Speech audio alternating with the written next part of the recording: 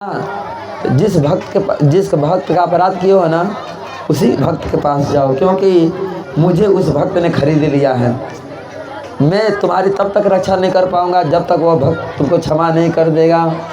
तो अंत में अम्बरीश को भागकर दुर्वासा मुनि को भागकर कहा न पड़ा अम्बरीश महाराज के पास। देखिए, अम्बरीश महाराज क्षत्रिय कुल में जन्म लिया, क्षत्रिय हैं, राजपूत हैं, और दुर्वासा मुनि ब्राह्मण है। लेकिन एक ब्राह्मण आज आकर कहाँ गिर रहा है? एक क्षत्रिय के चरण में। बोलिए राधे राधे।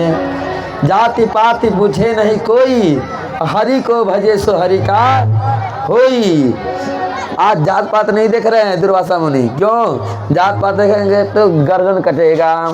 इसलिए जा करके अम्बरीश महाराज के चरणों में झुक गए। पर अम्बरीश महाराज इतना पागल नहीं है कि ब्राह्मण से अपना चरण स्पर्श करवाएंगे। तुरंत उनको पकड़ लिए और अपने सीने से लगा लिए।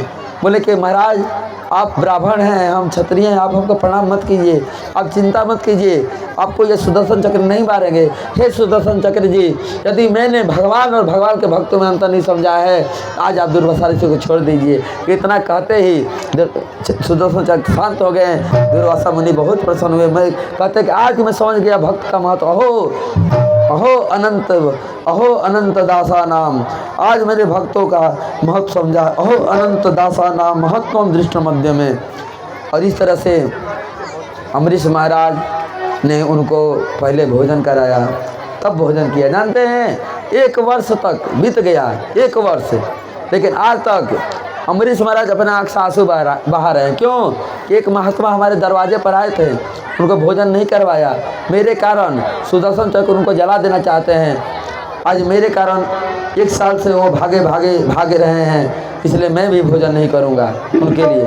और 1 साल तक भोजन नहीं किए थे। बताइए राधे राधे। ऐसा होना चाहिए संत को। इसी के साथ अब हम कथा को आगे बढ़ा रहे हैं। इसी वंश में भगवान राम का भी प्रादुर्भाव हुआ। भगवान राम का जन्म हुआ कहाँ? अवध में। अम्बरीश महाराज के ही वंशज हैं भगवान राम का अवतार हो रहा है। राजा दशरथ की 3 रानियां हैं, पर तीनों रानियों का कोई संतान नहीं है।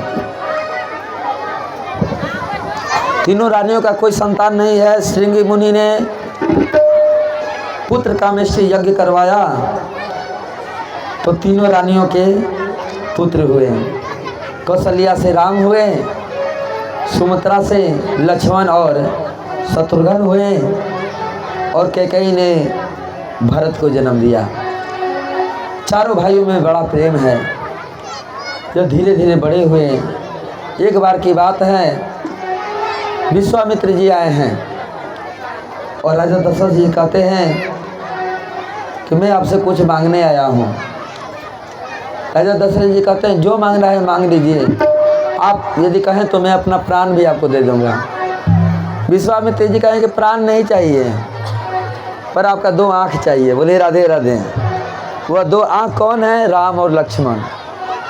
मुझे राम और लक्ष्मण को दे दीजिए। राजा दशरथ जी कहते हैं कि आप सब कुछ मांग लीजिए, पर मेरे प्राण धन राम और लक्ष्मण को मत मांगिए। मेरा 2 आँख हैं राम और लक्ष्मण, यदि इनको लेकर चले जाएंगे तो मैं कैसे जीऊँगा? पर वशिष्ठ जी ने समझाया, और तब राजा दशरथ जी ने अपने 2 पुत्र राम और लक्ष्मण को विश्वामित्र जी को सौंप दिया। अब ये विश्वामित्र जी के साथ गए, बक्सर में जाकर के तारका का वध किए भगवान श्री रामचंद्र जी। और फिर धीरे धीरे कहाँ पहुँच गए? विश्वामित्र जी के आश्रम पर। विश्वामित्र जी यज्ञ करते थे, राक्षस विघ्न पहुँचाते थे, तो ये राक्षसों का वध करते थे राम और लक्ष्मण, और यज्ञ की सुरक्षा किए। यज्ञ संपन्न हुआ। तभी क्या हुआ कि जो मिथिला नरेश हैं राजा जनक जी, उन्होंने निमंत्रण भेजा किसको? विश्वामित्र जी को। गुरु जी आपको आना पड़ेगा। क्या है? मेरे यहाँ सीता के जी का स्वयंवर होने वाला है। क्या होने वाला है? क्या होने वाला है? कोई बोल ही नहीं रहा, लग रहा है कि ये खा कर नहीं आए हैं लोग। क्या होने वाला है?